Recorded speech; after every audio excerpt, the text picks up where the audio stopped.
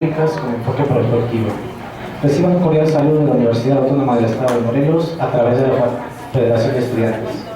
El día de hoy se impartirá el módulo Planeación Estratégica por el maestro Pablo Calzada Rojas. Es maestro en Administración y Políticas Públicas por el Centro de Investigación y Docencia Económicas CIDE y el Instituto de Estudios Políticos de París. Economista por la UAM Azcapotzalco. Tiene estudios de Ingeniería Mecánica en la Universidad de las Américas. Ha publicado diversos artículos sobre administración pública municipal y fue coordinador del libro Gobernar con Calidad para el Desarrollo. Ha sido funcionario público en la Secretaría de Programación y Presupuesto, en la Secretaría de Educación y Secretaría de Gobernación. En el sector privado ha dirigido empresas de venta de software y de servicios de ingeniería. Ha realizado labores docentes en la Universidad de Anáhuac, en la Universidad de Guanajuato, en la Universidad de Colima y en el CIDE. Ha impartido múltiples conferencias en universidades y foros regionales sobre temas de administración pública y gobierno local. Actualmente se desempeña como director de becas de CONACYT. Démosles una calurosa bienvenida al maestro Pablo Rojas. Bueno, aprovechamos el espacio para mandar un mensaje a los compañeros que el día de ayer tuvieron un accidente por parte de la Universidad Autónoma del Estado de Morelos. Hubo algunos fallecidos. A nombre de los integrantes del diplomado de la Universidad de la Federación de Estudiantes, mandamos nuestro más sentido pésame por este trágico accidente.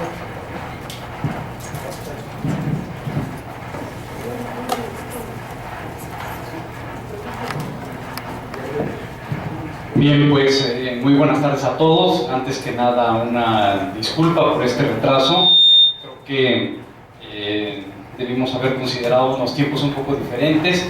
Y bueno, se ve que para muchos de mis paisanos allí en el DF, como que esta es la ocasión precisamente para salir corriendo, para aprovechar toda la semana. Y bueno, pues este es uno de los rumbos muy solicitados, lo cual me da mucho gusto que Cuernavaca siga siendo un polo de atracción y que siga teniendo y conservando ese atractivo que siempre ha tenido. Vamos a entrar muy de lleno en el tema para poder ajustarnos más o menos a los tiempos que tenía yo programados y que normalmente son los que trabajamos aquí en el diplomado, que por cierto es ya pues varias veces que me han invitado, y lo cual me da mucho gusto porque siempre ha sido una ocasión de tener un aprendizaje con la gente que participa y desde luego con los comentarios que todos ustedes hagan. Va a ser siempre una sesión mucho más enriquecedora. Así es que, en primer lugar, sí me gustaría comentarles que se sientan con toda libertad de intervenir. Lo que vamos a hacer ahora es, en la sesión del día de hoy y la del día de mañana, vamos a discutir más que nada algunos aspectos de alguna forma teóricos que tienen que ver con la planeación en general y con la planeación estratégica. Pero la idea es que busquemos la forma de ir haciendo un diálogo, porque en la medida en que yo vaya encontrando cierta retroalimentación por parte de ustedes, creo que todos conjuntamente vamos a ir conduciendo una discusión que puede ser mucho más de provecho para todos. Entonces, siéntanse con total libertad de intervenir, de preguntar, de hacer comentarios, y de esta manera creo que podemos crear un ambiente mucho más agradable que nos permita, les decía yo, ajustarnos un poco a los tiempos que tenía yo pensados. Vamos a hacer ahorita una sesión de corrido como hasta yo les propondría que fuera por ahí de las 6:30, más o menos, que hiciéramos una breve pausa, muy breve, y nos seguimos de corrido hasta las 8 para terminar más o menos en tiempo y cubrir los puntos que quisiera que discutiéramos el día de hoy. Mañana me comprometo a estar aquí bien temprano y que arranquemos exactamente a la hora y que no haya problema y que cubramos todos los puntos que tenemos programados. Entonces, bueno, dentro del diplomado de Políticas Públicas con Visión Prospectiva, este módulo pretende hacer una discusión respecto de lo que es la planeación estratégica y cómo la explicamos, cómo la vemos, cómo la vamos a conceptualizar respecto de otros esquemas de planeación que pues, muchos de nosotros conocemos. Entonces, de entrada, el objetivo de esta sesión es que ustedes puedan asimilar algunos de los movimientos conceptuales y metodológicos que caracterizan a la planeación estratégica. Y por otro lado vamos a hacer una discusión para hacer o tratar de asimilar estas modalidades de definición, de determinación y priorización de problemas, enfocado a la gestión gubernamental, porque básicamente la mayor parte de ustedes tienen que ver con gestión gubernamental. Creo que ustedes, muchos están en gobierno municipal, otros tienen que ver en gobierno estatal, otros creo que incluso están en instancias federales, y otros posiblemente no están directamente relacionados con alguna cuestión gubernamental, pero tienen vinculación con ello. Entonces, el enfoque que yo le voy a dar es un enfoque muy de gobierno, de gestión gubernamental. Pero si hay alguien que le interesaría que discutiéramos o que tocáramos también temas un poco distintos a los que se ven normalmente dentro del ámbito del sector público, evidentemente que también lo podemos hacer. Entonces, lo que vamos a tratar de discutir el día de hoy es hacer primero que nada una discusión entre lo que normalmente hemos aprendido o como hemos conceptualizado la planeación, y vamos a contrastar esa visión tradicional con lo que se llama ahora la planeación estratégica. Hay fuertes diferencias, sin embargo, en algunos casos no siempre quedan claras porque, y ese es uno de los puntos que vamos a estar discutiendo en esta sesión, a veces le ponemos un nombre distinto a las cosas, pero las seguimos haciendo exactamente igual.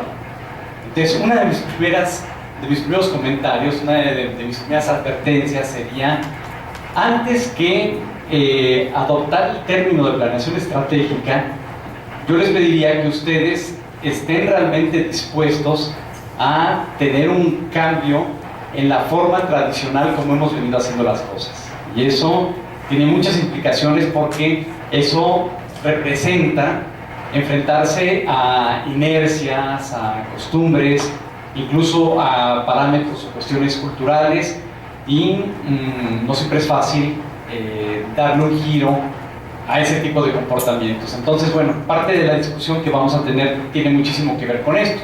Y luego ya entrar a la parte de las características de la planeación estratégica, en donde vamos a tocar una serie de temas como el análisis situacional, la definición de problemas estratégicos, las herramientas que existen para hacer esa definición o esa determinación.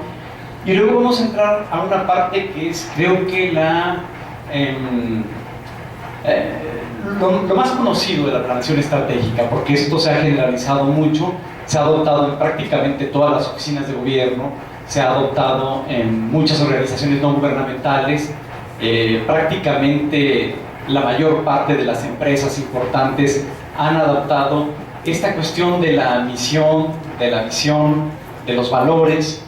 Y bueno, yo creo que es importante que se adopte ese discurso, que de alguna forma u otra se le dé una importancia, pero aquí la principal recomendación es no dejarlo nada más a nivel de discurso, porque me ha tocado ver en muchos casos que muchas oficinas, muchas instancias, muchas dependencias, incluso muchas empresas, tienen muy bien trabajado lo que es la parte de su misión, su visión y sus valores.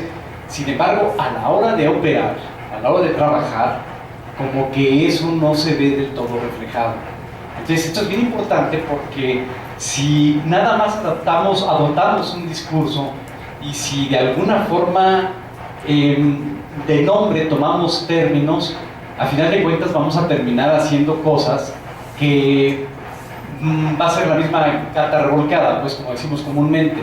Es decir, no basta con tener una buena definición de estos conceptos y tenerlos en los documentos más representativos de la empresa, de la oficina, de la dependencia, de lo que se trate, el gobierno municipal, sino que el asunto va un poco más allá. Y eso es lo que yo quiero, insisto desde un principio, porque es uno de los puntos donde quiero ir discutiendo con ustedes precisamente cómo es que se puede lograr ir más allá, cómo dar ese plus y cómo ajustar nuestros procedimientos tradicionales de trabajo, nuestra cotidianidad, a una visión con una filosofía que puede o tiende a ser diferente. Y luego, bueno, vamos a entrarle a la definición de objetivos, determinación de estrategias, definición de metas, determinación de actividades, selección de indicadores, monitoreo y evaluación. Entonces, ese es nuestro plan para hoy y mañana.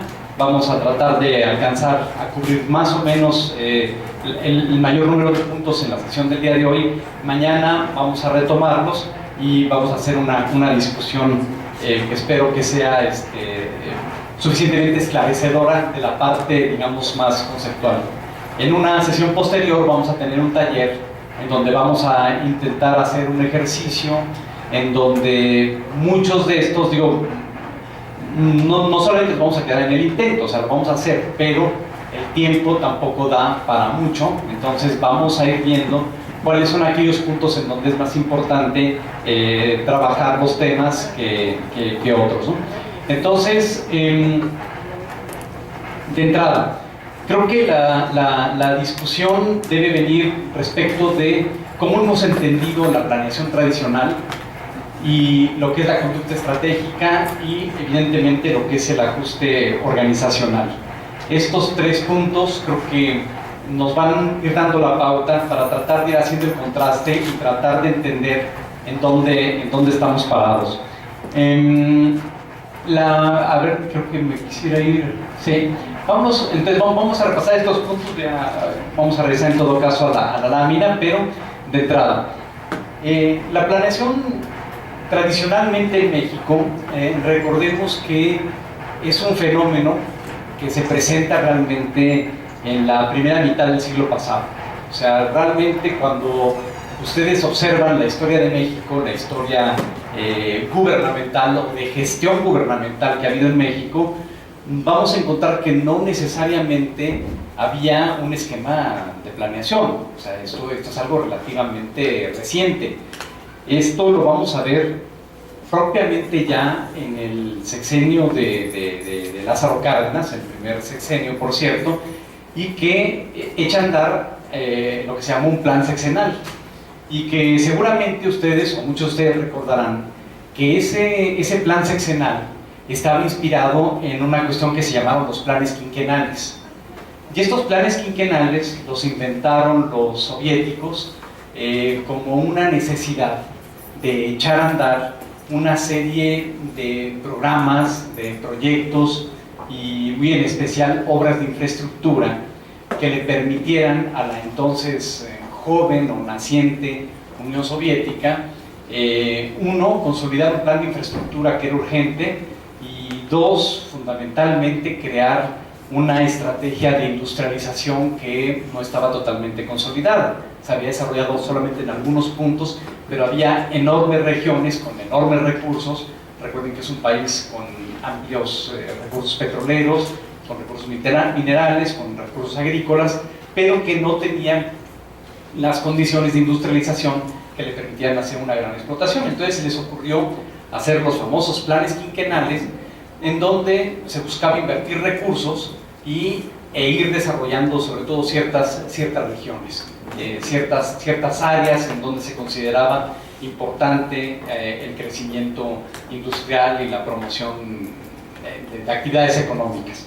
Entonces, bajo esa visión, que en ese entonces evidentemente se oponía a lo que recuerden que la teoría económica, en su parte más clásica y luego la parte neoclásica y lo que ahora se ha dado por llamarlo neoliberal, siempre ha como que mandado el mensaje de que la intervención gubernamental debe ser muy cautelosa y que deben ser las libres fuerzas del mercado las que deben ir generando condiciones para que se desarrollen inversiones y para que haya diferentes actores que se vayan uniendo a una posibilidad de desarrollo económico y de dinamismo de la misma sociedad. Pero la filosofía que tenían los soviéticos era muy diferente, y ellos lo que decían era no, o sea, el Estado es el que debe promover, impulsar y hasta hacerse responsable del desarrollo. Entonces, aquí ya de entrada, y esto es bien importante mencionarlo, porque cuando se compró el concepto de planeación en México y se arranca por primera vez, en realidad se está copiando un modelo de desarrollo por medio de una acción muy importante del Estado. Y esto no es una cuestión menor, porque esto va a marcar el desarrollo de la planeación y la visión que se tiene de la promoción del desarrollo en México. O sea, es importante en ese sentido, dado que lo que ellos estaban haciendo era copiar un modelo de desarrollo estatista, un modelo que de una forma o de otra iba a, sí, a crear o a echar a andar grandes obras de infraestructura, grandes proyectos con nuevas instituciones, pero que iba a estar todo prácticamente pensado desde el Estado. Entonces, el concepto del plan quinquenal no era nada más un plan de unos cuantos años con unas metas específicas o muy concretas. Era todo un concepto de cómo hacer las cosas. Entonces, cuando ustedes revisen lo que, o si ya lo han hecho, seguramente recordarán que los planes sexenales tenían esa visión. Era una visión de un desarrollo impulsado desde el Estado, con recursos del Estado y con objetivos principalmente definidos por las áreas estatales. Recuerden, veníamos saliendo de una revolución que, independientemente de la postura que puedan tener algunos, porque hay quien dice que no fue del todo una revolución, y dice que sí, totalmente fue una revolución, pero independientemente de esa discusión, lo que habíamos tenido era una etapa de mucha violencia, de muchas rebeliones, de mucha inestabilidad, y en donde lo que era muy importante era pacificar el país. Pero no solamente eso, la etapa de las revueltas violentas había creado un severo estancamiento de la economía. Y justo esta época, donde viene ya la visión de la planeación, viene en contraste, esto es bien interesante, con lo que representó en el mundo occidental la famosa Gran Depresión. Entonces, por un lado, una crisis económica de un lado del mundo, y por otro lado, en otra parte del mundo, están buscando promover el desarrollo económico y el crecimiento a partir de políticas gubernamentales. Y este es el ejemplo, digamos, el punto de inspiración que toma México, y el plan sexenal va exactamente en ese sentido. Vamos a tener metas sexenales, vamos a crear grandes proyectos de infraestructura, vamos a crear nuevas instituciones, vamos a hacer una promoción económica de muchos sectores, pero todo decidido desde el Estado y desde la visión gubernamental, que además en aquel entonces todavía era una postura que no tenía suficientes interlocutores. Después de, digamos, una vez que se da la pacificación del país, las instancias gubernamentales se encuentran con una maquinaria que concentra muchísimo poder. O sea, el callismo cumple una función histórica muy interesante en ese sentido, porque lo que logra el callismo es pacificar el país por un lado, pero mandar el mensaje de que todo el poder se va a concentrar en una instancia. Viene la creación del Partido Nacional Revolucionario, que es el antecedente del PRI, y se construye un entramaje institucional con altas capacidades de control, y prácticamente desde ahí, muy al estilo soviético, se empiezan a dictar muchas de las formas como se pretende desarrollar el país. Entonces, no debe extrañarnos que buena parte de nuestra visión, de nuestra forma como entendemos la planeación, tenga rasgos de centralización, tenga rasgos de autoritarismo, tenga rasgos de verticalidad y tenga una serie de factores que no necesariamente empatan con las nuevas visiones. Y entonces aquí lo que tenemos que tener en cuenta es que hay una serie de cuestiones históricas que han venido determinando la forma como se comportan nuestras instituciones y la forma como entendemos incluso la promoción del desarrollo y propiamente lo que llamamos planeación. Entonces, bueno, esto es importante porque durante varios años el único modelo de planeación que hubo fueron los planes sexenales, y no va a ser sino hasta ya entrados los años 70 cuando se copia el modelo de presupuestos por programas. Y el presupuesto por programa viene a ser un cambio muy notable y un cambio muy importante en la forma como se concebía la planeación. Porque recuerden ustedes que los planes sexenales eran básicamente una serie de grandes metas, grandes objetivos, pero si ustedes revisan bien los planes seccionales, prácticamente nunca se habla de presupuesto y menos aún se cruzan los presupuestos con los proyectos, con las acciones. O sea, se convierte más bien en una especie de listado de ambiciones, de metas, de cosas que se querían lograr, pero no se aterriza a nivel de decir vamos a invertir tanto en tal cosa para lograr esto, sino que se pone como una meta de un objetivo que no tiene una temporalidad tampoco definida. Entonces, yo creo que es un avance, hay que verlo todo en su contexto histórico, y es importante porque respecto de la última etapa de estabilidad de gobierno que había habido en el país, que había sido en la época de Porfirio Díaz, ahí realmente nunca hubo un plan expreso. Había gente que hacía su planeación, es cierto, hubo gente que hizo, y en esto participaron empresas y grandes hacendados, y bueno, hubo todo un desarrollo, por ejemplo, en el campo de la minería, desde luego los ferrocarriles, muchas de las áreas agrícolas, recuerden el auge ingeniero en Yucatán y muchos otros fenómenos que se repitieron en diferentes zonas del país.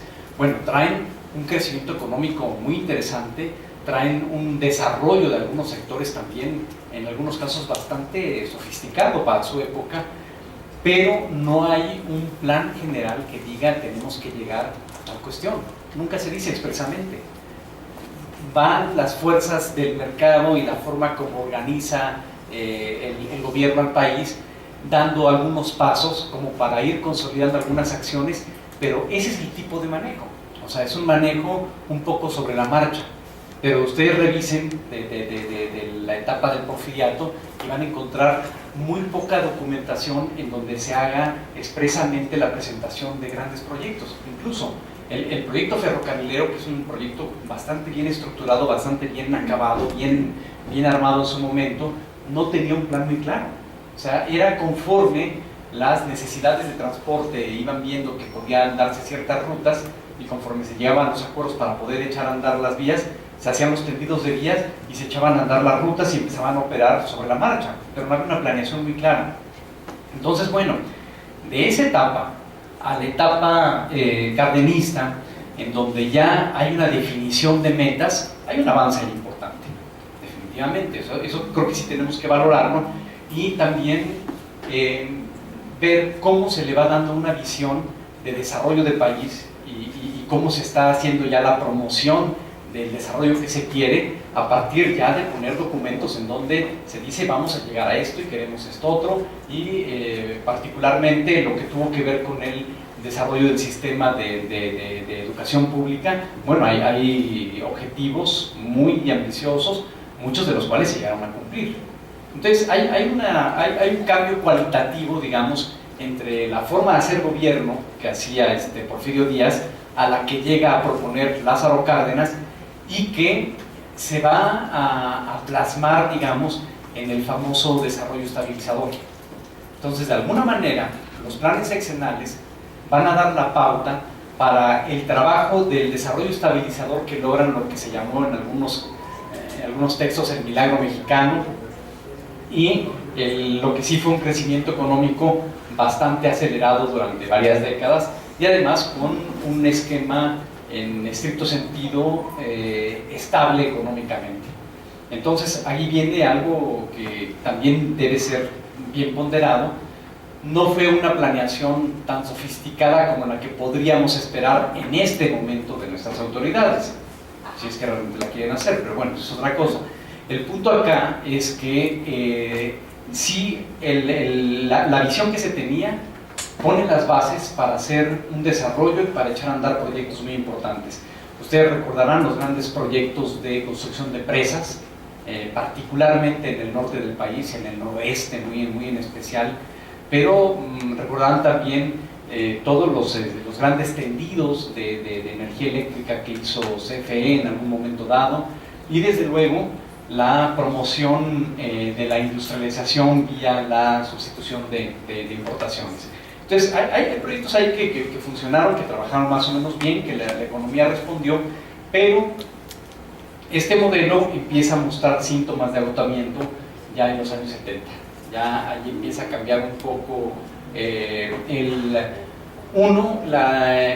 ritmo que llevaba el crecimiento. El gobierno como tal empieza a crecer mucho y empieza a tener o a mostrar ya un trabajo un poco menos eficiente, y esto lleva a pensar en adoptar otro tipo de estrategia. Y entonces el gobierno mexicano, de nueva cuenta, voltea a ver hacia el extranjero qué se está haciendo y encuentra este modelo del presupuesto por programas. No sé si ustedes conocen la historia del presupuesto por programas, pero es una historia muy peculiar porque normalmente las técnicas de gestión, las técnicas administrativas, actualmente estamos muy acostumbrados a encontrarlas o a que se originen en el ámbito de la gestión privada. Y mucha gente tiene la impresión de que el presupuesto por programas nació en empresas privadas, pero la verdad es que eso no fue así. Quien conoce la historia nos podrá ayudar a complementarla porque es interesante. En los años 60, en los Estados Unidos habían inventado una guerra contra Vietnam y se dedicaron a mandar tropas y a mandar helicópteros, aviones, agente naranja, bombas y demás cosas.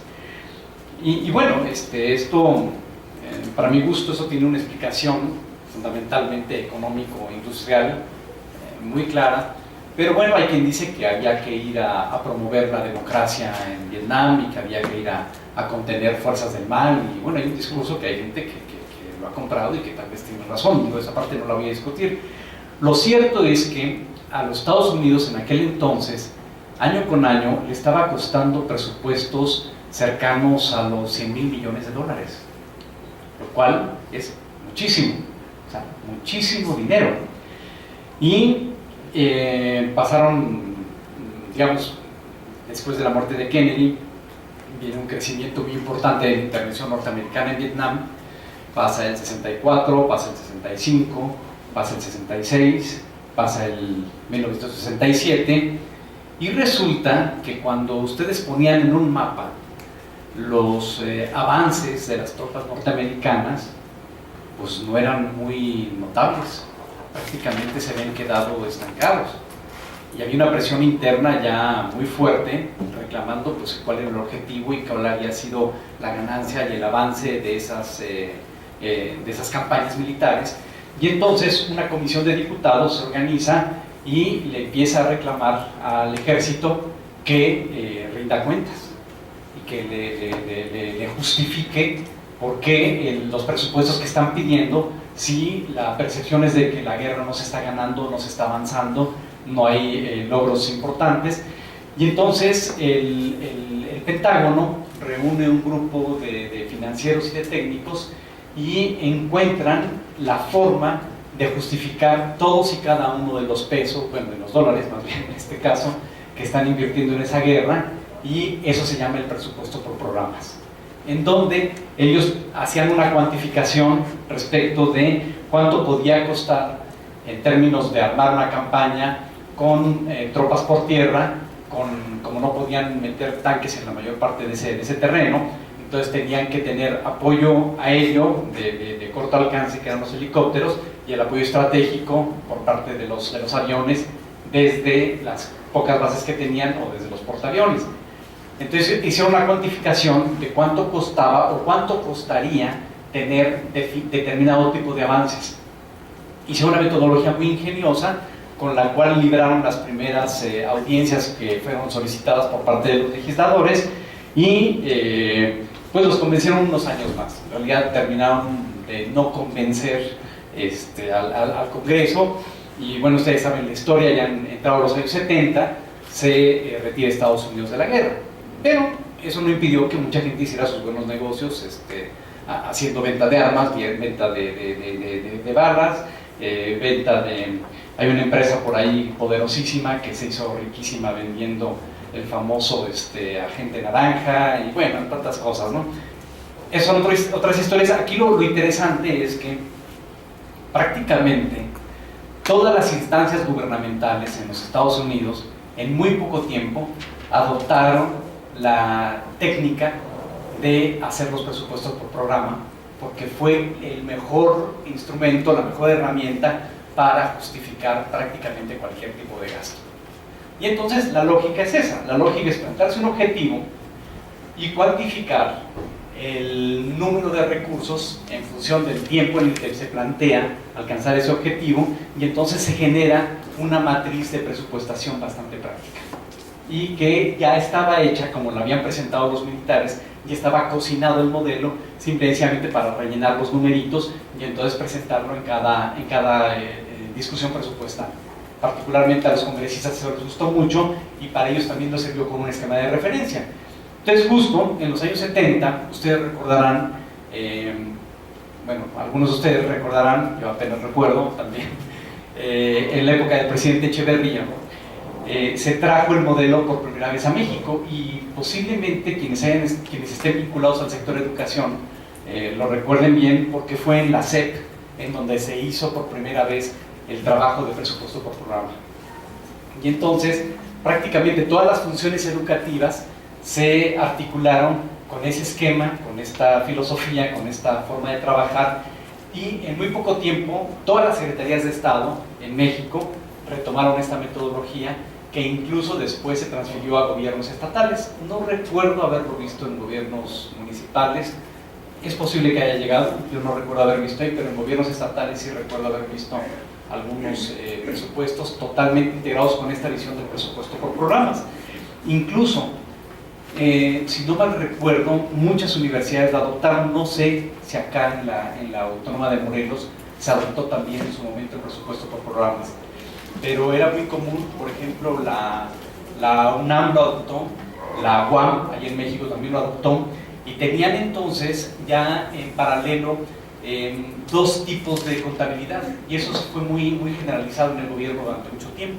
Es decir, ustedes llevaban una contabilidad por objeto de gasto, la famosa contabilidad de los capítulos, el capítulo 1000, el 2000, 3000 hasta el 9000, donde están el 1000 para servicios personales, el 2000 para consumos, el 3000 para servicios, 4000 transferencias, 5000 para inversión en bienes muebles, y el 6000 para obra pública. Y bueno, los demás capítulos para manejo financiero, deuda y demás. Pero entonces siempre se hacía la contabilidad vía el objeto de gasto, y luego se hacía por otro lado la contabilidad vía presupuesto por programas. Y esto es interesante porque finalmente la contabilidad tradicional siempre ha sido la contabilidad por objeto de gasto, es decir, se cuantifica respecto de en qué estamos gastando, qué estamos comprando, qué estamos pagando. Y el presupuesto por programas presenta una dificultad un poco mayor, porque el presupuesto por programas lo que busca es, si tú tienes un objetivo a alcanzar, entonces tú cuantifica los elementos que están participando para alcanzar ese objetivo. Aquí un problema está en que cuando ustedes tienen sus listados por objeto, por destino de gasto, si ustedes tienen una secretaria que está atendiendo dos proyectos, ¿qué parte de la secretaria tienen que cargarla a un proyecto y qué parte al otro? Empieza eso a generar una serie de dificultades a nivel contable que no necesariamente tienen una respuesta muy obvia. Entonces, cuando muchas instancias en el gobierno hacían el cruce entre presupuesto por programas y destino de gasto, tenían severos problemas. Y lo común, no era la excepción, lo común era que no les cuadrara. Excepcionalmente les cuadraba. Y esto generaba muchos problemas.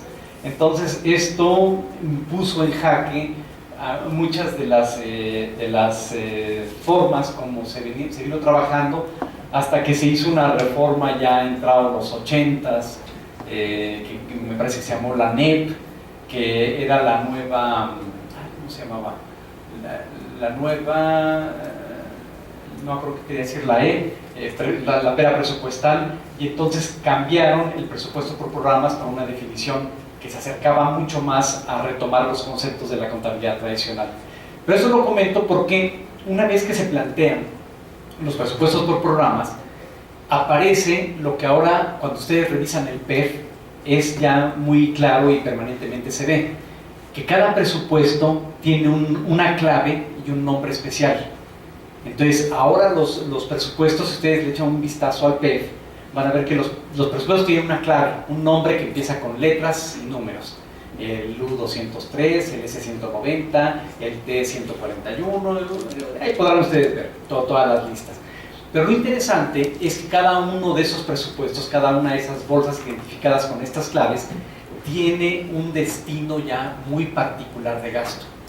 Y en muchos casos tiene lo que llamamos la restricción de ir etiquetados, es decir, que solamente tienen ciertos destinos de gasto. Entonces, algunas bolsas que ustedes van a encontrar en el presupuesto, si analizan el PEF, tienen el destino de gasto estrictamente administrativo, y otras bolsas tienen el destino de gasto estrictamente sustantivo. Entonces, si tienen una bolsa para subsidios, esa bolsa solamente se puede aplicar a subsidios. Y si tienen otra bolsa para gasto administrativo, esa bolsa se aplica específicamente a eso. Y esto es lo que finalmente vino a resolver esa complejidad que había entre el cruce del presupuesto por programas con la parte de la contabilidad más tradicional. Entonces, esto lo menciono porque justo esto coincide con la visión que se da a principios de los 80 con el primer Plan Nacional de Desarrollo.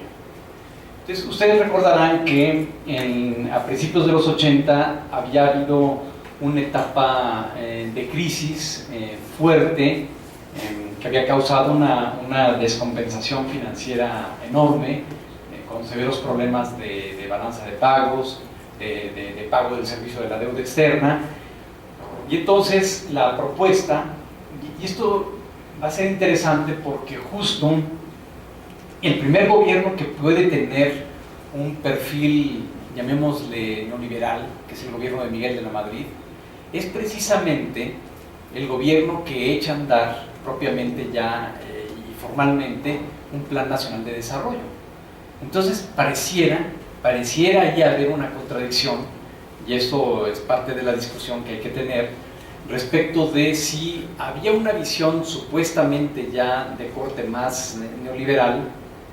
¿Por qué había esta visión del tener el Plan Nacional de Desarrollo, que si ustedes lo observan bien y ustedes revisan en su filosofía, a final de cuentas tiene toda la inspiración de los planes seccionales? O sea, el Plan Nacional de Desarrollo, que hasta la fecha se sigue elaborando y que hasta la fecha nos siguen llamando y nos invitan a algunos, seguramente varios de ustedes han asistido a las mesas y que vamos bien contentos ahí a decir no me gusta esto y no me gusta esto otro y deberían de hacer esto y aquello, y finalmente se hace una minuta y cuando uno lee la minuta no hay absolutamente nada de lo que se discutió en la mesa, ya estaba todo predigerido, pero bueno, hacemos ese ritual siempre cada inicio de sexenio para que en los primeros meses del sexenio salga el plan y se hace todo el anuncio formal. Bueno, esto es una reminiscencia de los planes sexenales, veámoslo como tal. Y esto, cuando ustedes checan también la estructura de los planes nacionales de desarrollo, echen un vistazo, quien no haya tenido la curiosidad, van a ver que tampoco hay una estructuración muy específica de qué es lo que se va a hacer. De nueva cuenta, hay metas, ambiciones, buenos deseos, propuestas de grandes proyectos y una serie de lineamientos que más o menos dicen cómo se van a hacer las cosas, pero nunca aterrizan realmente en proyectos en donde se dice, bueno, pues arrancamos tal día, con tal presupuesto, con tales acciones, y tenemos que ir viendo avances con esta periodicidad y en esta magnitud. O sea, la estructura del Plan Nacional de Desarrollo no va en ese sentido, y lo que es más, no sé si el término sea hasta dramático, es que luego se repite en los estados. Entonces, cuando un estado arranca las funciones, el gobierno del estado tiene que presentar también en los primeros meses de su gestión un plan estatal de desarrollo, y ese plan estatal de desarrollo se hace con la misma metodología, se hacen otra vez las mesas, los foros, las discusiones, las minutas ya precocinadas, ya preredactadas, se juntan esas minutas, de pronto aparece el plan que tampoco corresponde a las minutas que ya estaban redactadas y que estaban predigeridas que se hicieron en esas sesiones, y el plan aparece y se presenta y se parece mucho al de otro estado, nada más con algunas cosas cambiadas. Y no les platico los de los municipios porque ya se saben la historia como es, no se saben de la historia esta del municipio de... era un municipio en Baja California que en varias de sus páginas hacía alusión al municipio de Jalapa, si no mal recuerdo, una cosa por el estilo. O sea que ni siquiera hicieron bien el copy-paste, ni el search, el buscar, el sustituir, o sea, a ese nivel.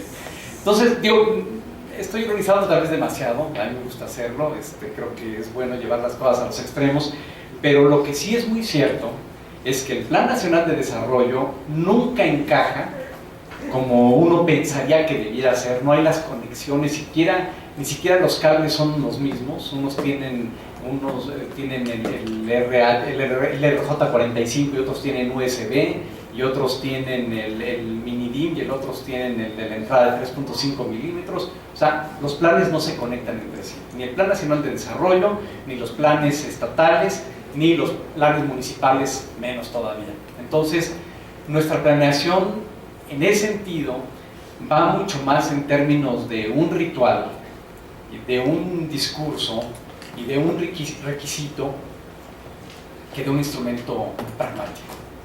Entonces eso es terrible porque a lo que quiero llegar es a que tenemos una tradición y una visión en donde consideramos que la planeación es eso, o sea que la planeación termina siendo más que nada una simulación, un requisito con el que hay que cumplir y ya apúrate, ya hazlo, redáctale ya y como puedas termínale para que nos dejen de molestar y entonces podamos trabajar como se nos dé la gana. Sí. Pero tenemos el plan, no cualquier cosa, ahí está, y lo tenemos en nuestro escritorio, en nuestro estante, muy bonito, muy bien impreso. Y hay unos padrísimos, hay unos planes que yo he visto a nivel municipal preciosos. O sea, uno dice esa elección, qué buena onda, y estos que le echaron coco aquí, le pensaron bastantes cosas. Cuando uno empieza a revisar lo que están haciendo en sus actividades cotidianas, nada que ver, absolutamente nada que ver. Entonces, ese es uno de los puntos que les planteaba yo en un principio, porque tenemos que quitarnos esa idea, la idea de que la planeación es algo tortuoso, es algo con lo que hay que cumplir, porque la ley nos exige planear, la ley nos exige presentar planes y programas, y porque después de que ya están hechos y de que ya nos apuramos y que contratamos un buen despacho que le supieron meter pluma y que trajeron cifras y le pusieron cuadritos y le pusieron fotografías bien padres y que nos quedó el documento, bueno, la verdad es que no responde a la cotidianidad de las solicitudes, de los reclamos, de las necesidades o incluso de los recursos con los que contamos. Vamos a hacer un gran plan carretero y esta vez el Estado va a quedar pero completamente comunicado. Pues sí, pero tenemos 20 pesos para hacer caminos. Vamos a contratar trabajo comunitario, voluntario, ¿cómo le vamos a hacer? O sea, ahí hay uno de los problemas. Entonces, de pronto nos encontramos con que generalmente cuando estamos en la gestión pública necesitamos planear, pero como nos dicen que hagamos la planeación, no nos ayuda y más bien hasta nos entorpece más. Entonces, ¿qué queremos hacer? Nos olvidamos de la planeación y decimos, no, esto déjamelo a un lado, vamos a entrarle de otra manera. Y bueno, o sea, por un lado, qué bueno que haya quien tenga ganas de entrarle, quien no se conforme con el status quo, con la situación actual y que haya que hacer nuevas cosas. El punto es, bueno, ¿cuáles van a ser nuestras herramientas para que esos propósitos que decimos, bueno, es que lo real es esto, lo realmente necesario es esto, lo que todo el mundo exige es esto, lo que las comunidades nos están solicitando son estas cosas? Bueno, ¿cómo darle respuesta? Pues yo he trabajado mucho con municipios y muchas veces cuando he llegado a entrevistarme con ellos, a platicar con las autoridades municipales, muchas veces lo que nos dicen cuando platicamos con ellos es, y eso es algo muy típico, pues estamos aquí echándole ganas. Y pues sí se les ve animados, con buen porte y toda la cosa, pero no es nada más una cuestión de echarle ganas. Y eso creo que ustedes, en su experiencia personal, la respuesta que van a tener en ese sentido no es una cuestión nada más de tener ganas. Es bueno y es importante, si no tenemos ganas no vamos a poder hacer nada, evidentemente, pero necesitamos una metodología, necesitamos un cómo, necesitamos una estructuración. Y sobre todo, y algo que es fundamental y que vamos a ir comentando en esta sesión, necesitamos un esquema de coordinación y de cooperación, porque nuestro voluntarismo individual, por muy intenso que sea, por mucha capacidad de liderazgo que podamos sentir que tenemos, nunca basta si no tenemos una adecuada capacidad organizativa. Y allí, esto es fundamental porque las sociedades, los grupos humanos, los pequeños grupos humanos, las familias, no se organizan solas y espontáneamente. Tienden a continuar una serie de comportamientos que por inercia se han seguido llevando a cabo, pero no necesariamente la organización surge como algo espontáneo. La organización se debe planear y se debe inducir. Y es bien importante, esa es la parte fundamental, porque a veces la visión que tenemos de las cosas es que si yo les transmito esa idea, lo van a hacer. Y eso es uno de los principios con los que no debemos pensar, precisamente, porque no es transmitir una idea. Es importante tener ideas y transmitir ideas, pero sobre todo es importante, y es la parte más complicada, es lograr la organización adecuada para que esa idea se lleve a cabo. Y en esa parte, ahí sí nos falla mucho en México en general, y muy en particular en la parte gubernamental. Yo creo que hemos tenido buenos y malos gobernantes, yo creo que hemos tenido buenos y malos políticos, y hemos tenido gente muy brillante en términos generales en el gobierno. Yo me he cansado de encontrar gente con una lucidez, con una capacidad de desarrollar trabajo, con una visión tan clara del lugar en donde están parados, pero con muy pocas capacidades de llevar a cabo realmente un trabajo que trascienda. Y eso es en buena medida precisamente porque su visión es clara de las cosas, pero no logran ellos tener una capacidad de organización ya grupal, no logran detonar un trabajo colectivo que les permita consolidar esos proyectos y llegar a las metas planteadas en esos proyectos. Entonces, bueno, esto nos lleva pues ya pasar de los planes de gobierno a entonces empezar a entender cuáles son esos problemas de operación, cuáles son esas limitaciones. Les decía yo, principalmente hay una total desarticulación entre los programas de gobierno y los programas, no sé si todos en sus respectivas áreas manejan todavía los programas operativos anuales, los famosos POAs, o si manejan los programas anuales de trabajo, los PADs, en fin, tienen diferentes nombres. Generalmente vamos a considerar el POA como el estándar, digamos. Bueno, ustedes podrán verlo, no hay un nexo directo entre los POAs y los planes de gobierno, ni con el Plan Nacional de Desarrollo, ni con el plan estatal, ni con el plan municipal. Hay una desconexión total. Y muchas veces, y eso creo que es uno de los errores que tenemos fuertes en la administración pública en México, en los 3 niveles de gobierno, es el hecho de que no aprovechamos, si bien, digo porque ya hablando muy concretamente, Plan Nacional de Desarrollo lo podemos hacer a un lado, Plan Estatal de Desarrollo lo podemos hacer a un lado, y el Plan Municipal podemos dejar ahí en el escritorio, se puede ver bonito, ahí puede quedar padre, o nos puede servir para que no se nos vuelan unos papeles. En la práctica, lo que sí nos puede ser muy útil es el POA. El programa operativo anual es algo muy interesante porque si ustedes revisan el formato del POA, viene desglosado a nivel de acciones con unidades de medida. Y ese ejercicio es bien interesante porque entonces, ¿cuál es la unidad de medida de las acciones que estoy realizando?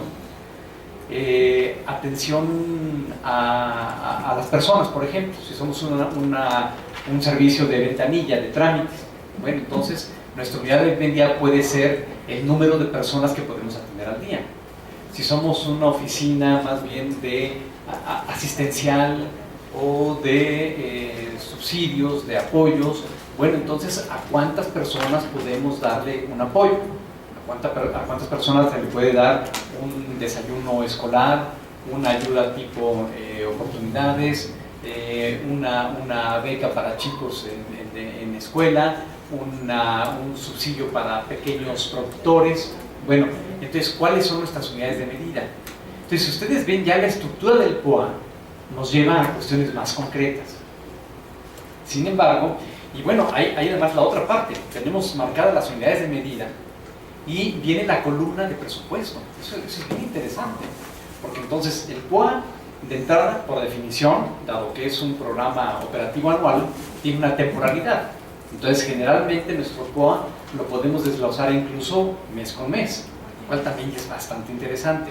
Entonces, lo podemos desglosar por unidad de medida, cuánta gente vamos a atender, cuántos recursos vamos a asignar, cuántas vacunas se van a repartir o se van a aplicar. Bueno, aquí hay un criterio también bastante interesante que nos lleva a una cuestión cuantitativa que nos permite tener una idea de nuestro alcance, del volumen de nuestras acciones y desde luego, fundamental, la parte presupuestal.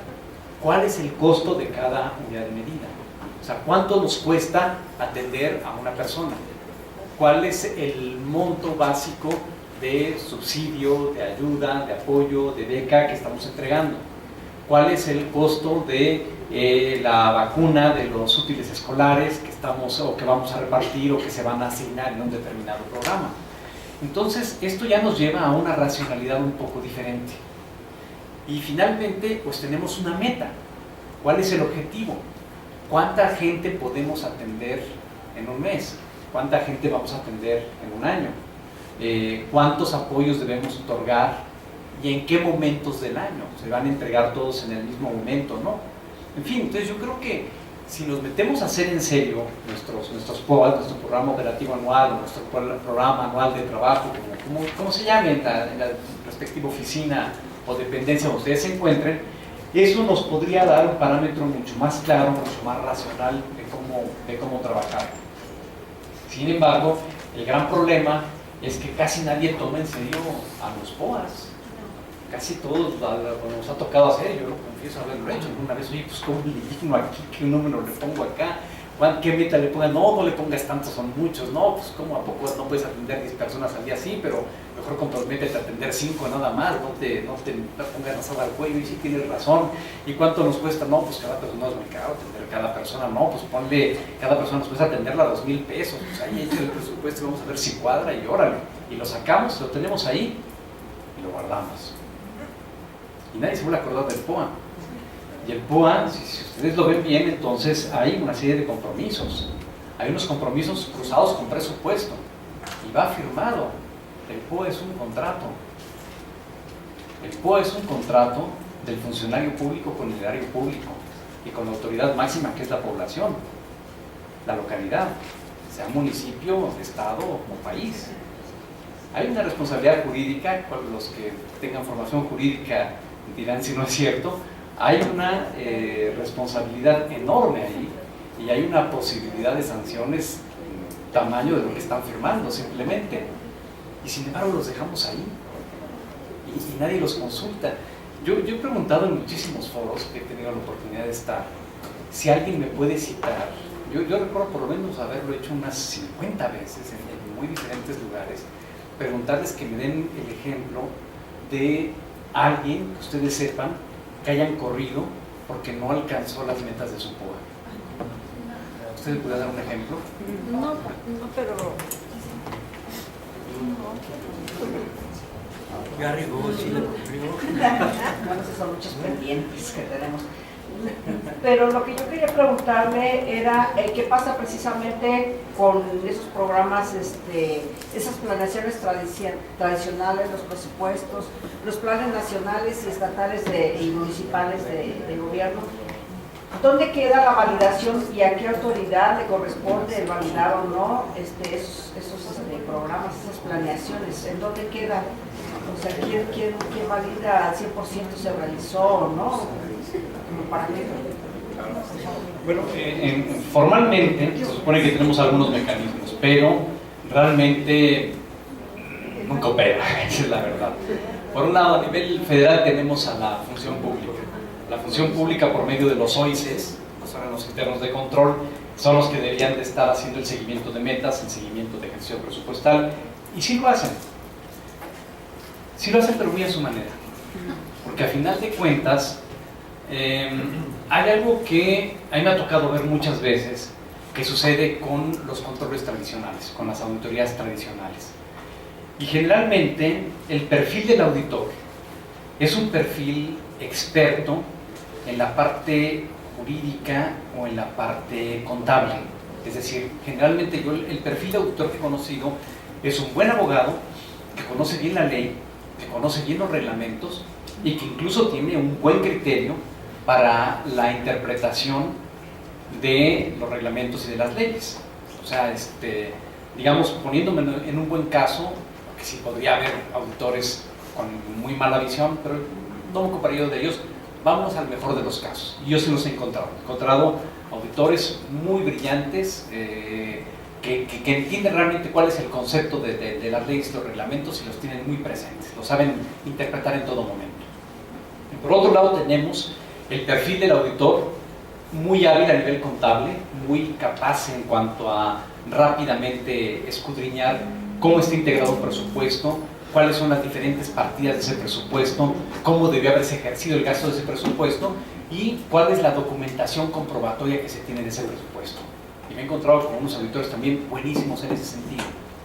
Pero, y aquí es donde está el gran pero, cuando se da la interacción ya entre los auditores, bien sea los que tienen perfil mucho más jurídico o los que tienen un perfil mucho más contable, se enfrentan siempre a las instancias sustantivas que evidentemente tienen que actuar dentro del marco de la ley y tienen que ajustarse a las normas, a los reglamentos, evidentemente a las leyes, a la Constitución, para acabar pronto.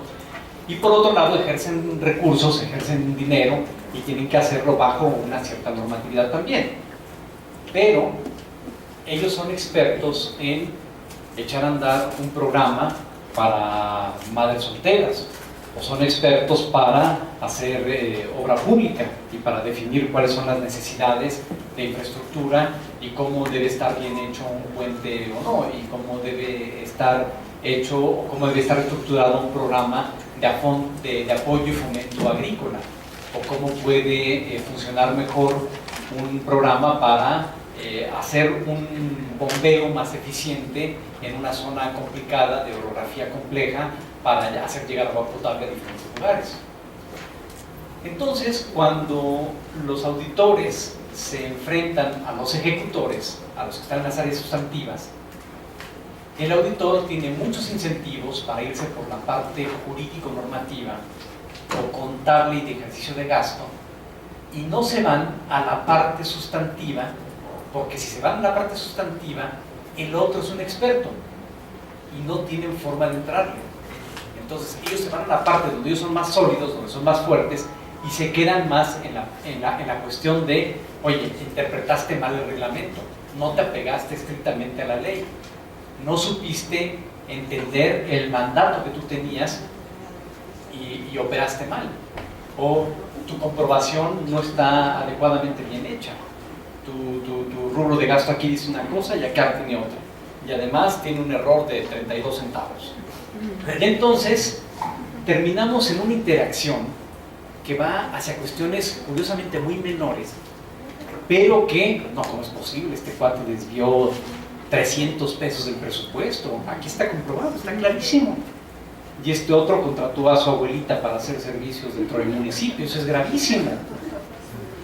Y entonces la pregunta clave, bueno, se resolvió el problema que tenía el grupo de madres solteras, se resolvió el problema de salud, se contuvo la epidemia, se contuvo el brote de una determinada enfermedad, se logró hacer el puente que conectó a dos comunidades que históricamente habían quedado separadas, y cuál es el impacto que eso tiene.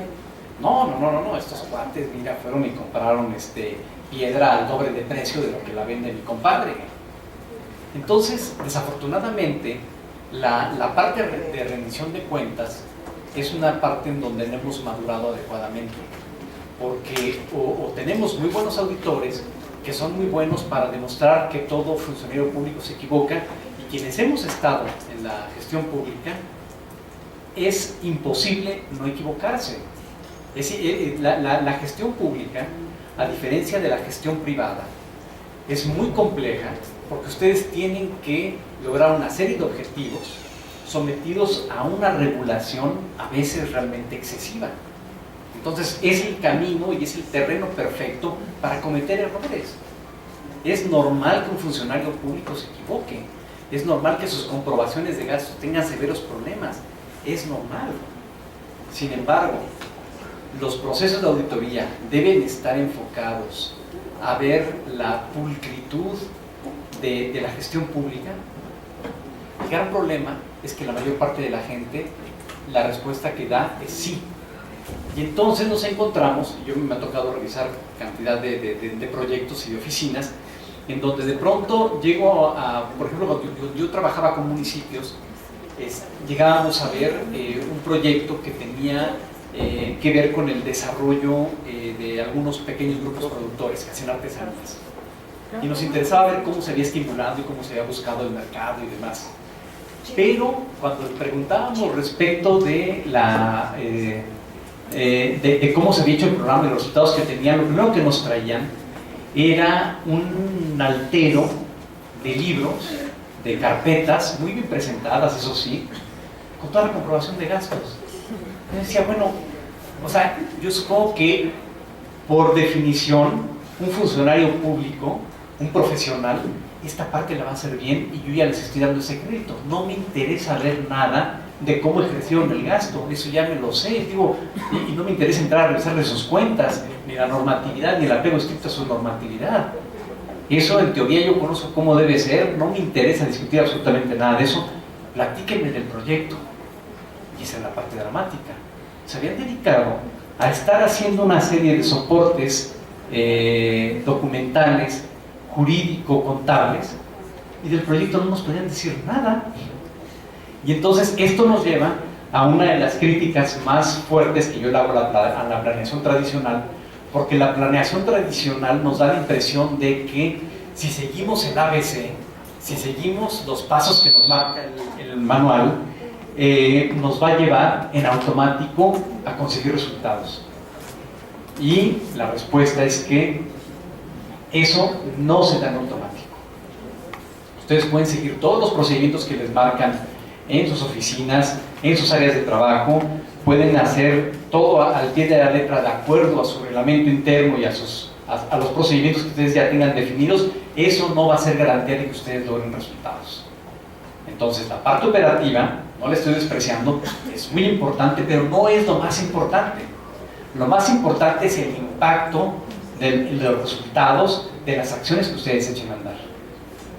Buenas tardes. De antemano yo coincido con lo que usted acaba de comentar con respecto al análisis que ha hecho de la planeación tradicional en la administración pública aquí en México. Yo tengo una pregunta para usted, una pregunta que de acuerdo a lo que ha expuesto con relación a la cuestión tradicional de los planes seccionales que se realizan, los presupuestos por programas y todo lo que tiene mencionado ahí.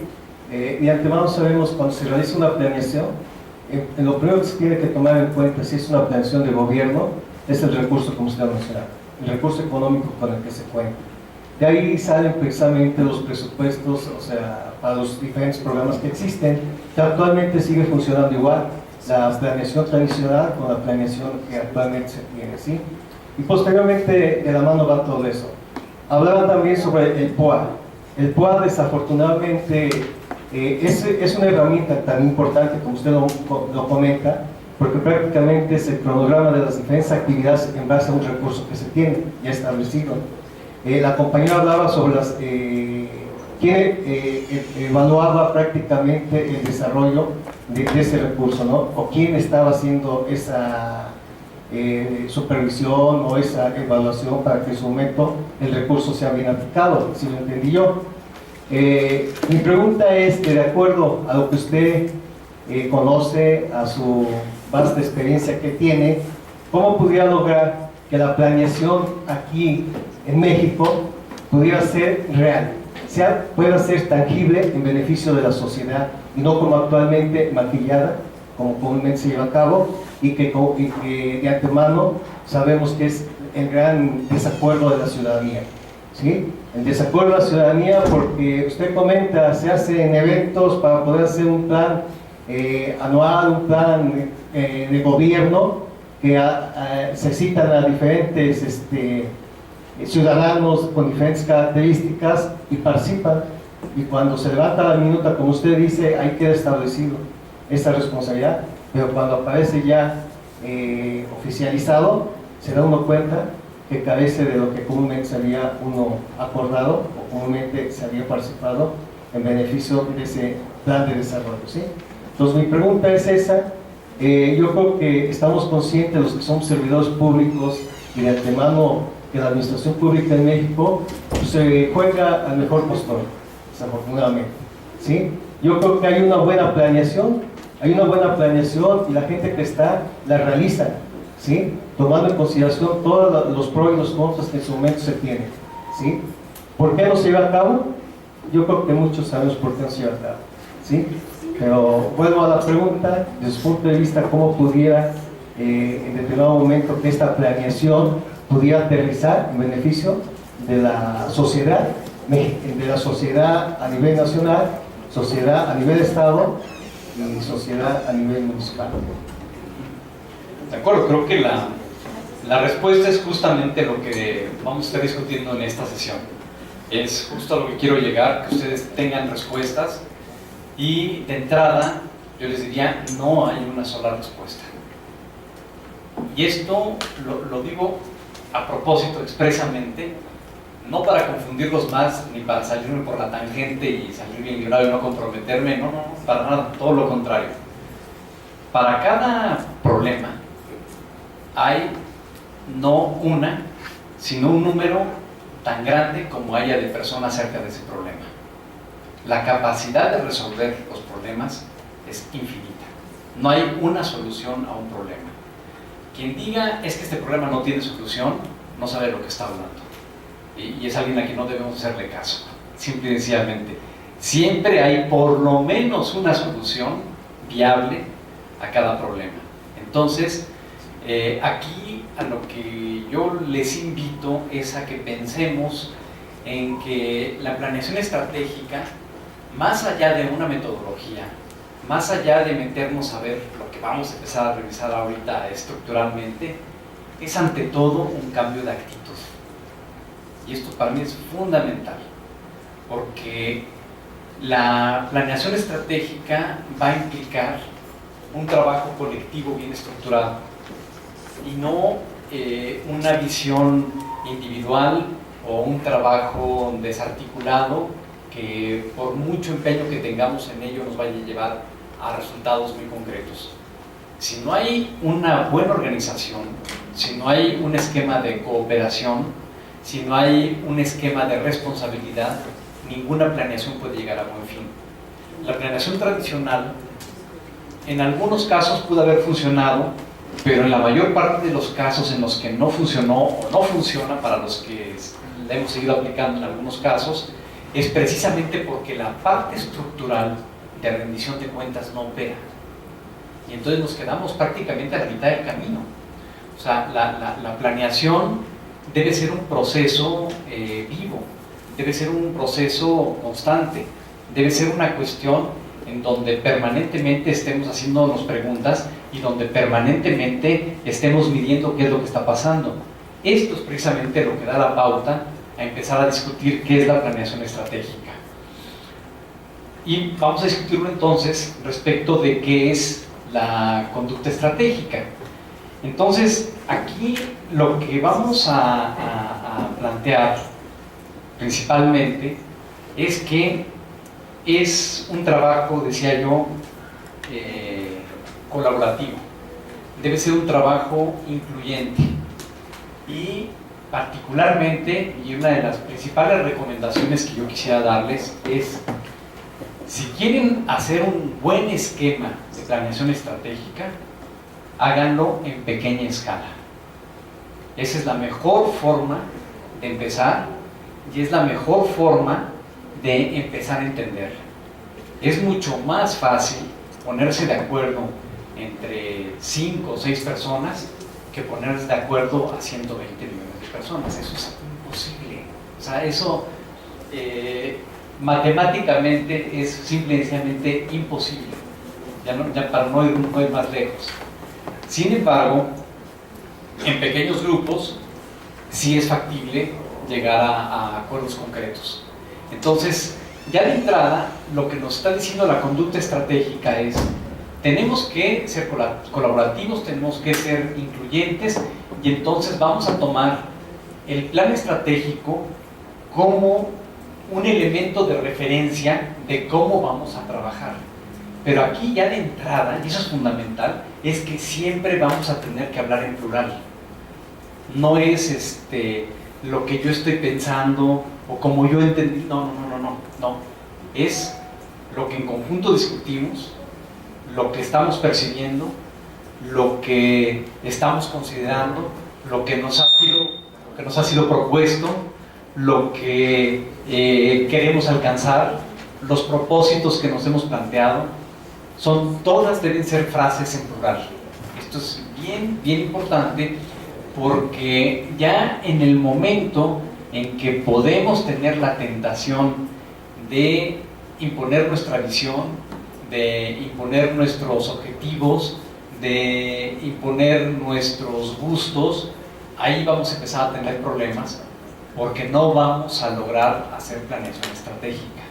Podemos caer en la planeación tradicional, en donde decimos, pues a mí se me ocurre que para resolver todos los problemas entre las dos comunidades es hacer un túnel a través de esta montaña, que es lo que los está separando, y no me salgo de ahí. Y aparte tengo un amigo constructor que es buenísimo para hacer túneles, y veo la manera de que se haga el túnel porque se hace el túnel. Bueno, cuando las actitudes son de ese tipo, olvídense, ni planeación va a haber. Ya no solamente no va a ser estratégica, no va a haber ni planeación. Aquí lo que se requiere es ver, hay dos comunidades que están aisladas y necesitan tener interacción, necesitan tener intercambio, necesitan tener una mayor posibilidad de complementar sus actividades. Hay que pensar en cuáles son las alternativas. ¿Es un túnel? ¿Es un camino que rodee la montaña? ¿Es un camino que vaya lejos de la montaña pero que después retome un camino plano? ¿O se requiere de otra cosa? Un instrumento diferente que logre la comunicación, el traslado de mercancías, o se requiere poner una flota de helicópteros, no sé.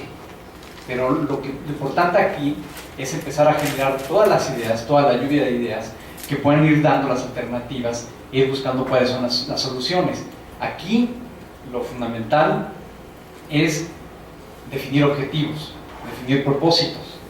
Aquí lo que va a ser claro y clave es que todos y cada uno de los elementos que conforman el equipo de trabajo tengan una capacidad de adaptación.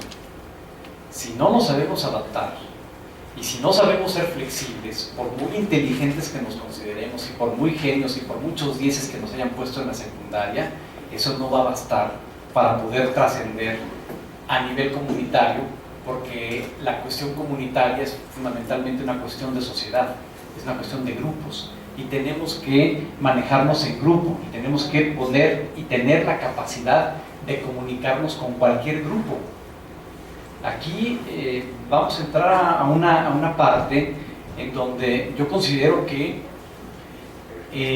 buena parte del trabajo en la gestión pública no es solamente una cuestión de habilidades técnicas, de habilidades administrativas.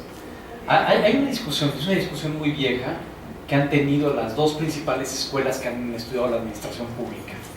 Y uno es la postura respecto de si puede haber una separación entre, a nivel de cuestión de gobierno, de gestión gubernamental, entre lo que es estrictamente administrativo, o sea, la gestión administrativa, y la parte estrictamente política.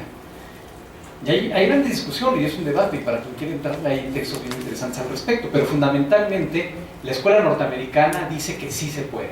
La escuela más bien anglosajona dicen es que sí se puede separar la parte más técnica de la parte política. Y ustedes cuando vean, por ejemplo, o analicen el modelo del city manager, o el gerente municipal, o como se le quiera llamar, para quienes estén interesados en esa parte, lo que van a encontrar es que esa es la filosofía precisamente.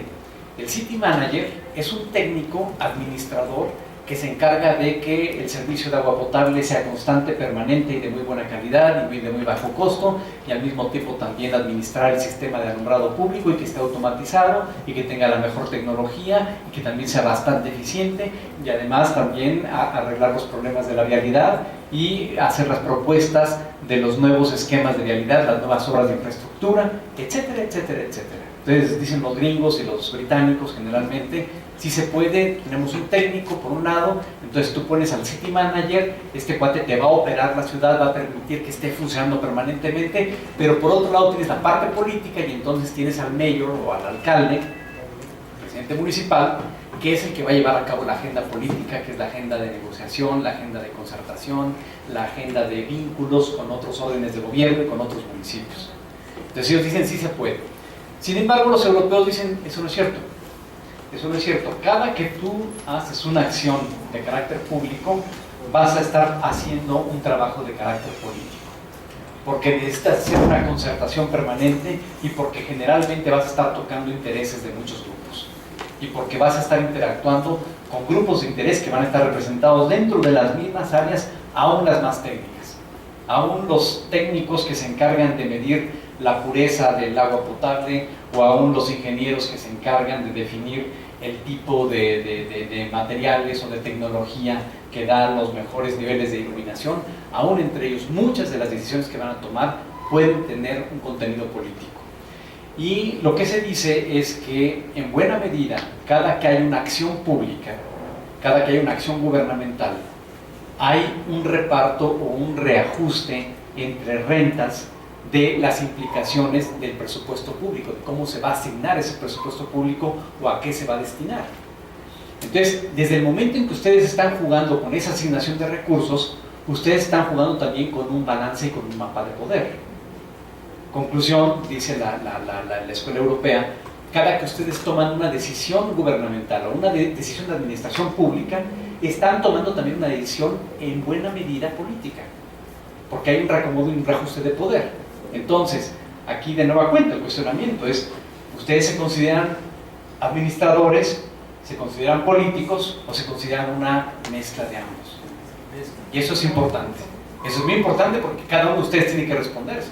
Habrá quien diga, bueno, yo soy mucho más administrador que político, y habrá quien diga, no, mi perfil es político, pero si no le entiendo la parte de la gestión me van a llevar al baile, o no voy a tener la capacidad de dirigir o de vincularme con el equipo que me va a ayudar en esa parte. Entonces aquí la cuestión de la adaptabilidad es una cuestión importante, porque yo siempre he tratado de insistir en que el perfil del funcionario público no debe dejar de tener un enfoque político. ¿No serían dos etapas en base a lo que usted comenta? Una donde prácticamente se vea la situación política y administrativa, por una parte, donde se llegan a la negociación. Estamos de acuerdo que la administración, cuando se hacen negociaciones, se está interviniendo políticamente. Yo lo entiendo, quizás estoy mal, pero de acuerdo a lo que usted comenta, yo entiendo que, y así lo he vislumbrado en la cuestión política y en el ejercicio administrativo municipal, de que muchas veces, o sea, ya se tiene la negociación política y administrativa, en el caso de un presupuesto, ¿sí? Se va a distribuir un recurso a una comunidad, ¿sí? Y ahí precisamente ya cuando el cuerpo operativo, que es el administrativo, que tiene que ejercer ese presupuesto, que ya no se tenga que intervenir políticamente, ¿sí? Que ya se diga, ¿sabes qué? Deja ya el cuerpo operativo administrativo que ejerza ese recurso, ¿sí? Para que pueda alcanzar las metas que fueron programadas. No, yo así lo entiendo, ¿sí? Y yo siento que muchos de los que estamos de esto es lo que muchos hemos dicho, bueno, ya que la cuestión política se ha a un lado, ya se toman las negociaciones políticas, ¿sí? ya está asignado un recurso, ¿sí? Ahora vamos a dejar que la cuestión operativa lo lleve a cabo en base a su programa, en base a su planeación, en base a lo que ellos en su momento han establecido. Bien, pues ya estamos entrando a la discusión de fondo, porque precisamente hay que ver cómo vamos a ir definiendo los tiempos y si realmente, porque digo, aquí es una cuestión también de estilos, eso es bien importante. Si ustedes logran un consenso como punto de partida para una acción pública, para echar a andar una política pública, un programa, un proyecto, ustedes logran un consenso y el consenso es tan fuerte que a lo largo del desarrollo de las acciones se va a mantener ese consenso, ese acuerdo, estaré yo de acuerdo en eso. Efectivamente, viene una parte más operativa y de gestión, de ejecución meramente. Pero ¿qué tal si no? ¿Qué tal si nuestro acuerdo, si nuestro consenso, si nuestro punto de partida no es tan sólido como creemos que puede llegar a serlo? Y sobre la marcha, aún cuando creíamos y estábamos y todo el mundo había votado que sí, que estaban de acuerdo y que cooperaban y que le entraban, y de pronto algunos van cambiando de opinión.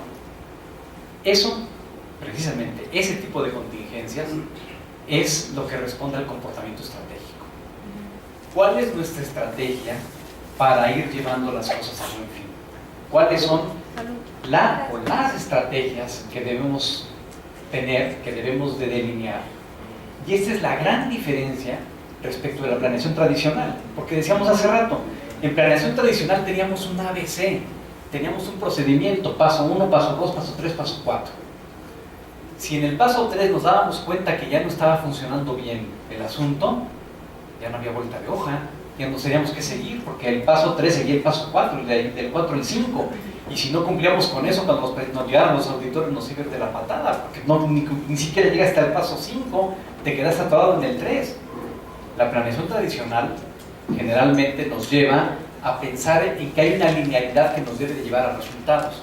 Entonces aquí, y creo que esta intervención nos da mucho pie para esto, las circunstancias pueden ir cambiando y debemos considerar, por omisión, que las circunstancias van a cambiar.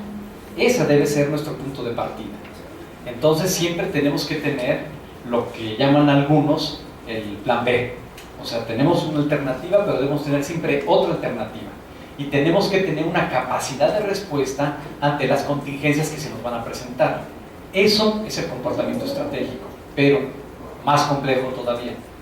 El comportamiento estratégico, si bien nosotros en nuestra vida diaria, en nuestra agenda de todos los días podemos más o menos manejarlo, bueno, me voy a ir por tal calle, y si tal calle está cerrada o hay una manifestación, entonces me voy por esta otra calle. Bueno, es una decisión que yo tomo.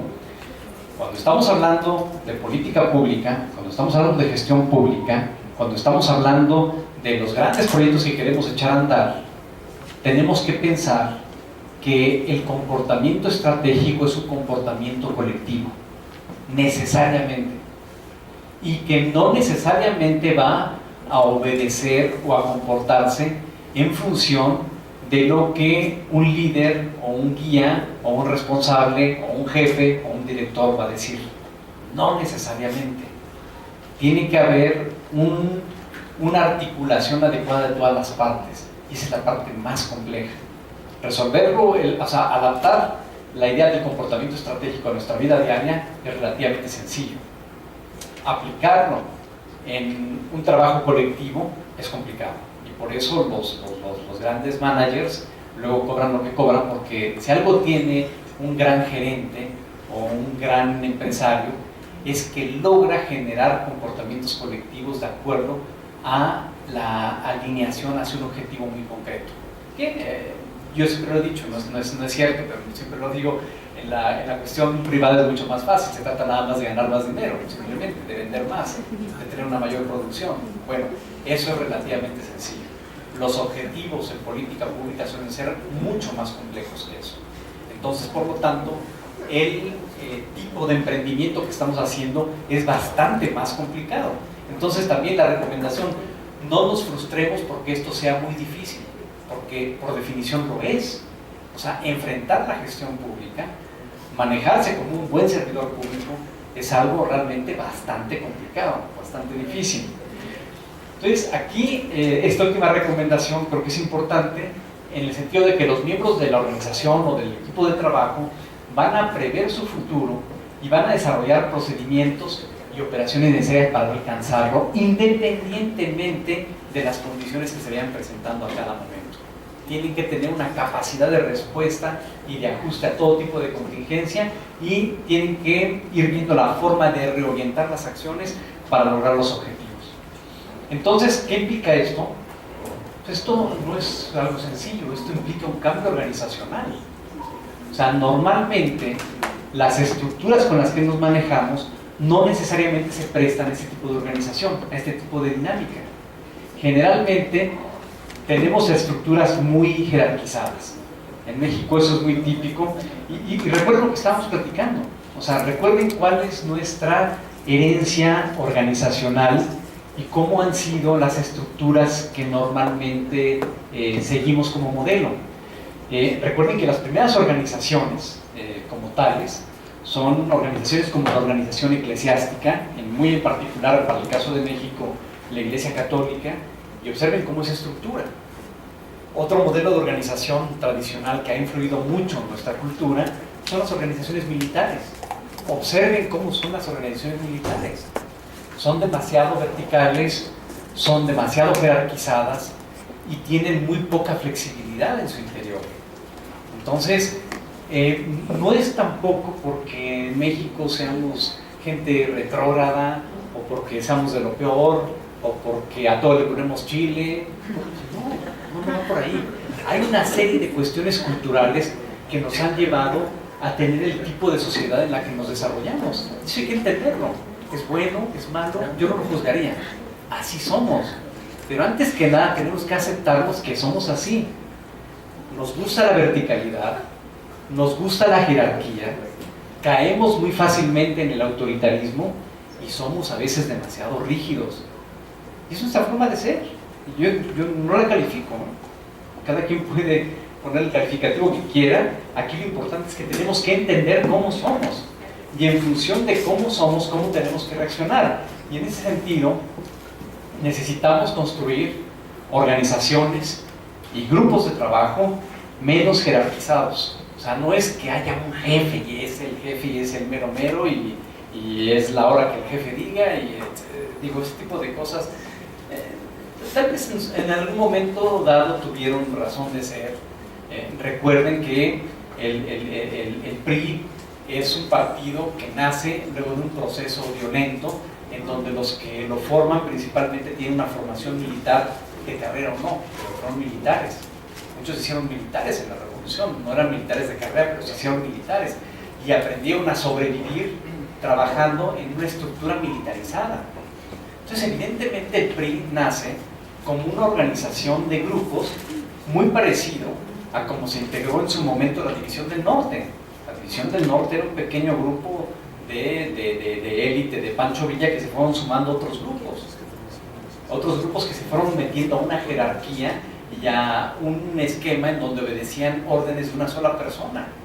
El PRI era exactamente eso. Hasta la fecha mantiene muchas características de ese tipo y es una cuestión de la naturaleza y la forma y el contexto histórico en el que surge.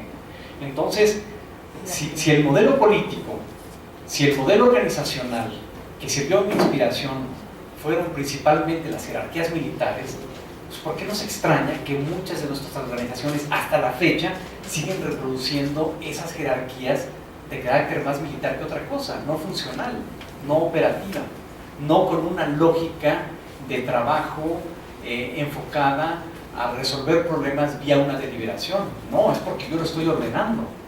No, es porque tú tienes que cumplir las órdenes. Si no lo cumples como te lo ordené, tú estás faltando al respeto. Y no escucho pretextos. No me vengas aquí con sugerencias. Yo ya te dije cómo lo tienes que hacer, y la responsabilidad soy yo. Y a quien le va a pedir cuentas es a mí. Así que tú cumples con lo que te estoy ordenando. Entonces, ese tipo de interacciones en la corta distancia definen mucho cómo trabajamos y cómo operamos, cómo nos vinculamos y cómo nos entendemos. Entonces, primera recomendación, digo porque es bien importante que si queremos realmente empezar a asumir conductas estratégicas, les decía yo, tenemos que cambiar de actitud. Y el cambio de actitud no es porque le hagamos una recomendación a las instituciones o mandemos una carta a nuestros distinguidos diputados para que rediseñen las instituciones. No, tenemos que empezar a cambiar nosotros en el sentido de caer menos en estructuras jerárquicas, construir estructuras más flexibles y hacer un trabajo mucho más integral o transversal. Aquí creo que cabe mucho el ejemplo de lo que son o lo que ya no se utilizan tanto, pero todavía hay una herencia de esto, los llamados círculos de calidad de japoneses. No sé si ustedes los conocieron o llegaron a escuchar mencionarlos. Sí, pero digamos de alguna forma el que fue el desarrollador, digamos, más representativo de esa técnica de trabajo fue Toyota. Los círculos de calidad japoneses fue la dinámica con la que trabajaban los cuerpos técnicos de la Toyota. Yo lo que hacían era algo relativamente sencillo, pero traían al jefe de la unidad de negocio y lo sentaban con los ingenieros de proyecto y con los obreros, los que iban a estar directamente en las máquinas. Y entonces el jefe de la unidad de negocio decía, bueno, nosotros lo que tenemos que hacer es vender más automóviles, hacerlos más económicos. Y queremos vender más y queremos ganar más. Ese es su discurso. Los técnicos decían, bueno, podemos hacer esto utilizando estas tecnologías, esta maquinaria, haciendo este proceso con esta secuencia y lo podemos lograr. Y llegaban los obreros y decían, así no lo vamos a lograr. Si tú me pones esta herramienta aquí y me pones el material acá, yo tengo que venir aquí a tomar la herramienta, a tomar el material acá y una vez que hice la primera acción o que le puse la tuerca, a ponerlo en esta banda. Eso no funciona. Tú me tienes que poner la herramienta acá, el material aquí y la banda tiene que pasar acá. Y a base de ese tipo de discusiones, entonces se creaban nuevas, entonces para los ingenieros de proyecto era todo un reto. Hoy tenemos las máquinas acá, tenemos la surtidora por acá y la banda ya la tenemos así. Bueno, les decía el de la unidad de negocio, ajusta lo que te dijo este cuate. Esa es la necesidad real. La necesidad real efectivamente son menos movimientos, menos energía, menos desplazamientos, optimización de tiempos, optimización de materiales, optimización de recursos. Bajamos costos, vendemos más automóviles y ganamos más lana todos. Así es que eso es lo que queremos. Y se daban y se peleaban y discutían y lograron una revolución en las técnicas. Recuerden, el primero en entrarle ese tipo de cuestiones fue el famoso Henry Ford, con su línea de trabajo en serie. El Fordismo, el Taylorismo, todo eso arranca por ahí. Pero quienes hacen una verdadera revolución son los japoneses. Porque el Fordismo y el Taylorismo, caricaturizando, es lo mismo que ustedes pudieron haber visto en la película de Tiempos Modernos de Charlie Chaplin, no sé si la vieron, y si no la han visto tienen que verla, es fundamental. Es eso, te pongo la banda ahí y tú a ver cómo le haces para ir poniendo las tuercas y a ver si corre al tiempo de que va la máquina y te ajustas a ello. Y los japoneses lo que hacen es decirle, a ver, ¿cómo podemos hacerle? ¿Qué modificaciones requieren las herramientas? ¿Es suficientemente ligera esta herramienta? Cuando la agarras, ¿hace suficiente fuerza? ¿Puedes cambiar la forma de trabajarlo y hacerlo de manera más rápida? ¿Sugieres algo en ese sentido? Y entonces ese trabajo colaborativo se convierte en un trabajo muy enriquecedor de muchas ideas, de nuevos conceptos, de nuevos retos, de nuevos desafíos, y termina haciendo la Toyota, pues actualmente ha rebasado a General Motors, le comió el mercado y la diferencia era enorme. Principio, hace 50 años, General Motors era un monstruo y Toyota apenas empezaban ahí esos motorcitos y demás. Actualmente Toyota se convierte en General Motors. Es impresionante lo que han logrado y atacando además mercados muy complejos y dando productos adaptados a diferentes tipos de necesidades. Entonces, aquí la cuestión es que yo lo que retomaría, más allá de que mañana querramos ponernos a hacer un tallercito y movemos ahí, más allá de la cuestión anecdótica, es la cuestión de la filosofía operativa. Y aquí lo más destacado no es precisamente el tipo de soluciones técnicas que lograron, no. sino cuál fue la dinámica para encontrar acuerdos y cuál fue esa flexibilidad en la jerarquía, en las estructuras y en la integralidad del trabajo. Eso es fundamental. Si no cambiamos nuestra actitud, no vamos a poder ser estratégicos. Lo podemos hacer en lo individual, les decía yo. Individualmente podemos manejar muy bien nuestra agenda diaria, con muy buenas estrategias y vamos a lograr muchas cosas, pero individualmente si logramos muchas cosas no vamos a lograr nada. Porque a final de cuentas, lo que le da sentido a la vida y lo que le da sentido a lo que hacemos, en especial como servidores públicos, son los alcances que nuestra sociedad puede tener. Y en la medida en que nuestra sociedad tiene rezagos, nosotros mismos vamos a tener un rezago. O sea, en la medida en que nuestro país tiene menos buena infraestructura, cuando